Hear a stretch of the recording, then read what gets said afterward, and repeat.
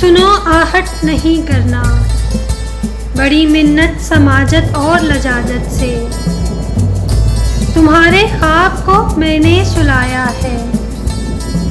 کوئی آہٹ نہیں کرنا، بہت مجبور ہونا تم، سنو خاموش بیٹھو تم۔ کوئی آنسو، کوئی سسکی، کوئی ہچکی، کوئی آہٹ نہیں کرنا۔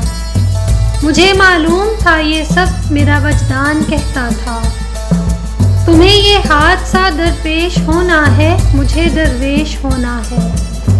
سنو جاؤ، تمہیں دل سے اجازت ہے میرے جیون کے دھارے کی روانی کو۔ محبت کے علاوہ بھی بہت غم ہے، سنو جاؤ، پلٹ کر پھر نہیں آنا۔